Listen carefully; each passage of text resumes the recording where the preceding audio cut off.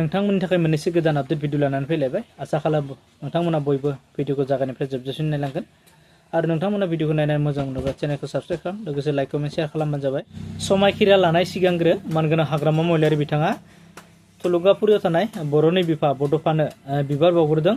लोगोसेनो जोंहा सरकार दानाय सिगांग्रो बड'फाखौ सन्मान होनाय सिबिनाय खुलुमनाया जोंनि गिबि थांखि होननानै बुंदों आरो बड'फाखौ सन्मान होखांनायनि उनाव जों देबरगावआव थानाय माट्रिसफोरनो बिबार बावखांनायनि उनाव सेक्रेटारिएटआव सरकार दानो थाखाय समायखिरा लागोन। बिटिसिनि गासै रायजो राजा आरो गासै जाति जनगोष्ठीनि सुबुंफोरा बड'फानो बिबार बावनाय आरो मार्टिर्सफोरनो बिबार बावनायखौ गोजोननाय फोरमायदों। दिनैनि हाबाफारिखौ जाफुंसार खालामनाय बिपिएफ दोलोनि गासै एमसिएलए बिथांमोनखौ बिपिएफनि जानानै साबायखर बावदों होननानै बुंदों मानगोनां हाग्रामा महिलारि बिथाङा। दिनैनि समायखिरा लानाय हाबाफारियाव चिफ डिप्युटि चिफ आरो स्पिकाराल' समायखिरा लागोन।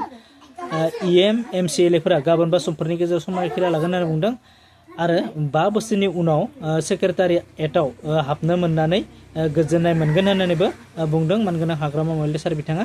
आसामनि मुंदांखा मेथाइ खनगिरि जुबिन गार्ग बिथांखौ सोर बुथारदों दा बेखौ नायबिजिरनो थाखाय सिंगापुराव थानाय असमियाफोरखौ इनभेस्टिगेसन खालामनांगौ होननानै बुंदों आरो बिथांमोनखौ इनभेस्टिगेसन खालामनो थाखाय बिथांमोना आसामाव बा भारताव फैनांगौ होननानै बुंदों आरो जुदि बिथांमोना फैयाब्लाथाय जोंनि केसा आबुं जानाय नङा होननानै बुंदों आसामनि गिबि मन्थ्रि मानगोनां डक्टर हिमन्त बिश्व शर्मा।